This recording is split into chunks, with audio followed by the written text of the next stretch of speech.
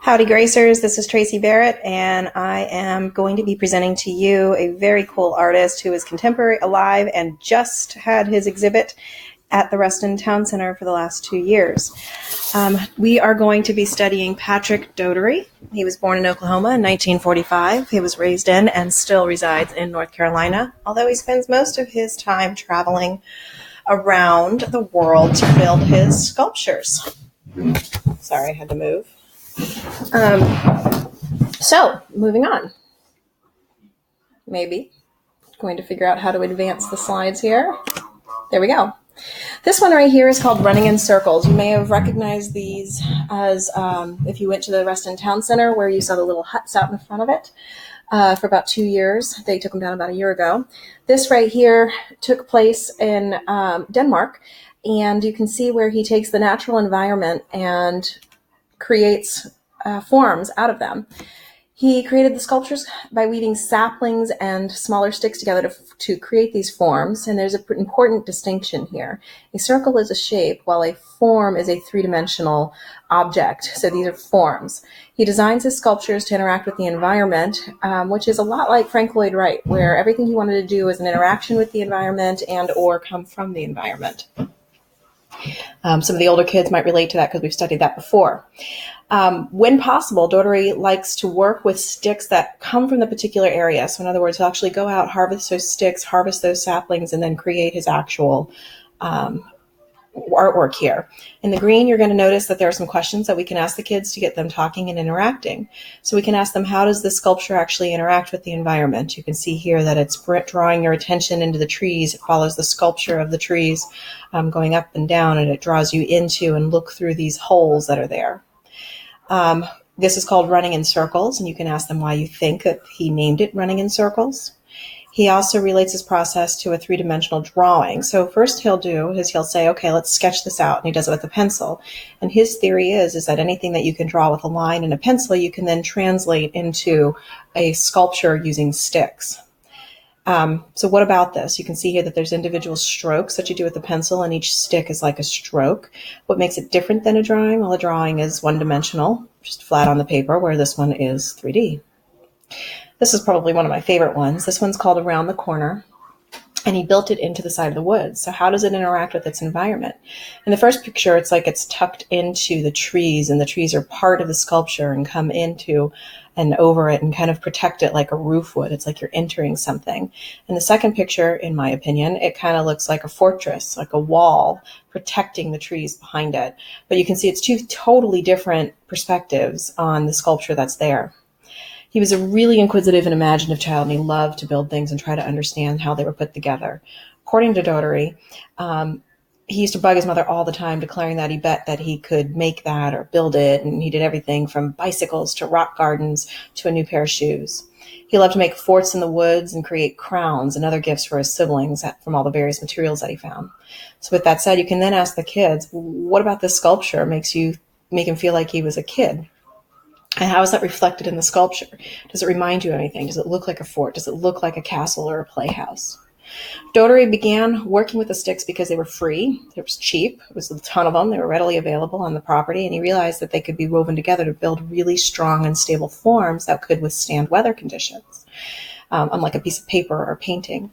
And since Doughtery built his sculptures outside, he had plans for them to withstand changing weather patterns and seasons. So again, how do you think weather could affect a sculpture? If you used paper, it would melt. If you used metal, it could rust. And we see that. You see cement sculptures, you see marble structures, stone, and then here you see the different ones made of wood and saplings. All right. There we go. This is an example of one called the Little Ballroom while it was under construction. You can see here that he didn't know any artist when he was growing up, so he didn't really occur to him that he wanted to be one. So he went to college to study health administration, and then in the 70s decided to build his own house without any help. He went and salvaged wood from abandoned tobacco barns and stones that he salvaged from the various property around the home while living in rural North Carolina. It required a lot of problem solving and creativity to build a house with these materials without any blueprints or plans. The house was built one room at a time over the course of time, and Doughtery looks back on that and thinks that building his own house gave him some idea and the skills he needed to become the sculptor that he is today, and inspired him to learn about art and find out more about it. He decided to go back to college and study art in 1980 at the age of 35. And he loved being around all the other creative people who liked to do things as much as he did. In 1982, he was exhibiting his first woven stick and sapling sculptures in various museums and galleries.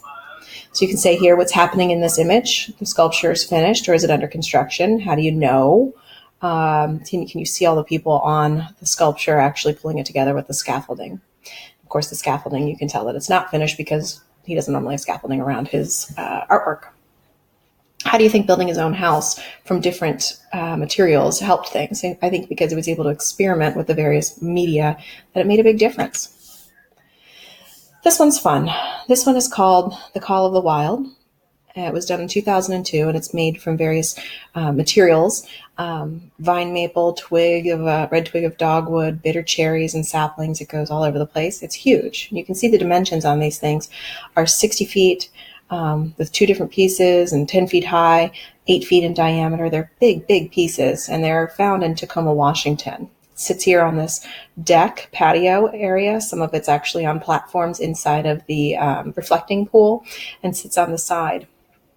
His large sculptures are built on site and do require a crew of up to 60 people to actually make it happen and complete it, and it can take weeks at a time to build these sculptures. This one is located in the Museum of Glass in Tacoma, Washington. So what do these forms remind you of? To me, they remind me of like an oil urn or a wine urn from Grecian times. And why do you think he chose these sculptures? I don't have the answer to that. Perhaps it's because people would leave their vases to scoop out, and pitchers to scoop out water out of ponds and streams. How do you think that it relates to the environment? Why would it be sitting on the side with the reflecting pool glass? And why do you think they're tilted on the sides, etc.? Hang on. We're going to just, there we go, going back again, and we're going to find out where my internet went. There we go. There it is. Sorry. So last but not least, what problems do you think he would have in order to build in this location? How do you think he got all of this material to the top of a building in order to actually build it? So here we are. This one's super fun. This one's called Childhood Dreams. It was made from willow saplings, and it was done in Phoenix, Arizona. The sculpture was in a botanical garden in Phoenix. When planning Childhood Dreams, Doughtery was fascinated by a group of barrel cacti he found near the site, which inspired the sculpture's form. And I took a couple pictures down here and showed you that there's an example of barrel cactus or tumbleweeds, both of which are found in the desert region. They needed green, flexible saplings for his sculpture, so you can imagine that that was probably difficult to come by when you are actually in the desert. So that would be a challenge there, and because of the challenges associated, there was a lot of logistical planning that went into doing this particular sculpture. Doughtery has described a specific feeling he has when working on sculptures, a state of being in which he has a more complete awareness of space, composition, and design, and all of his problem-solving skills are at his disposal.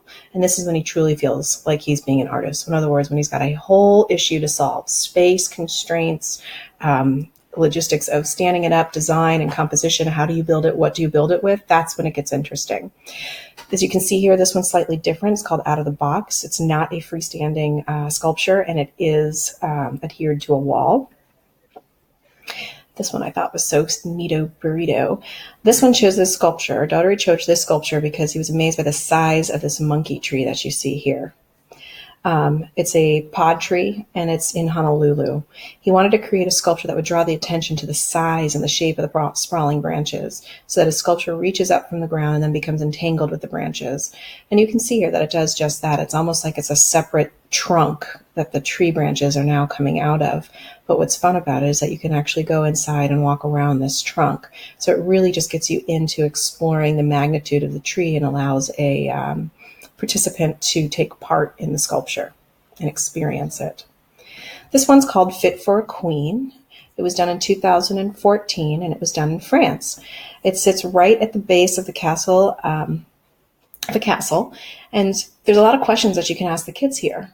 do you think he wants people to walk in and out? And the answer is, of course. Right here you see folks actually going in to give you the size of the scale. It sits right next to a moat, so it's like you're going into your own personal castle that you can walk around in.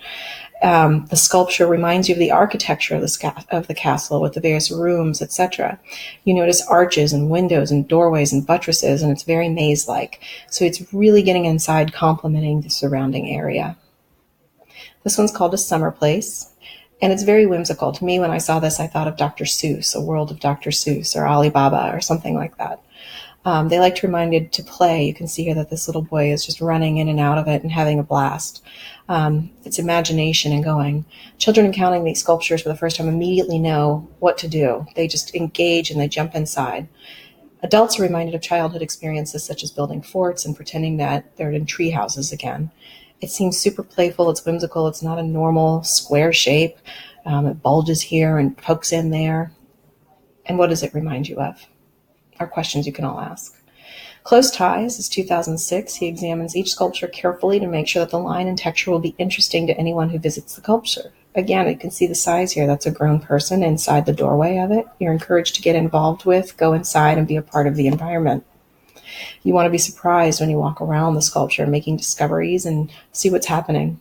This sculpture becomes a location of solitude for some people and playful place for the other community, which is exactly what happened in Reston, which is this one, Bird in the Hand. This one in April 2015, Doughtery constructed a Bird in the Hand at Reston Town Center Square Park at the back of it, right in front of Grace Art. The project was organized by the Greater Reston Art Center in partnership with the Initiative for Public Art in Reston. The Bird in the Hand was on view through the spring of 2017, so it was there for 2 years, and it was extremely popular. I really hope that some kids have had an opportunity to go through it. People came from a long way away to visit it.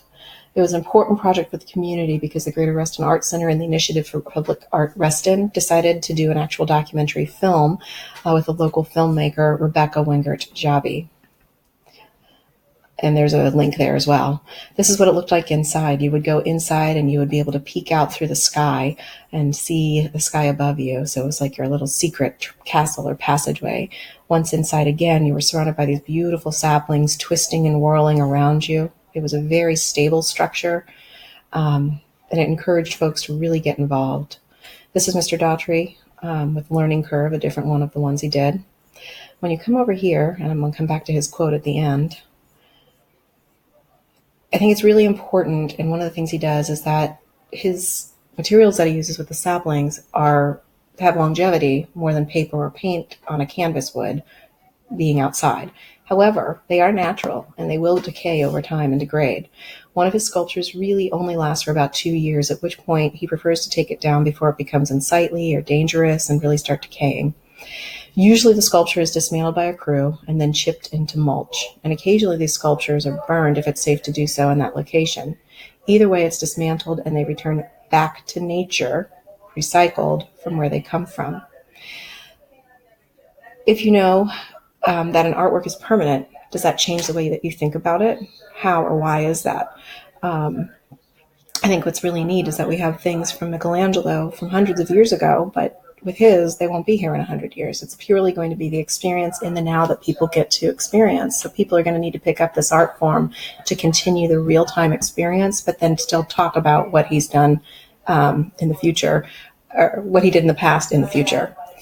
He's done over 250 sculptures, and he always continues to grill around the pound. He has no plans to stop. And this is pretty cool. Doughtery states that the use of such ephemeral materials means that the sculpture has the same life cycle as the sticks themselves. And ultimately, it disintegrates and fades back into the landscape, becoming mulch for a new life and creating new artwork. And there's something poetic about that. So that's Patrick Doughtery. I will be adding the projects to this and be doing a second video about that shortly.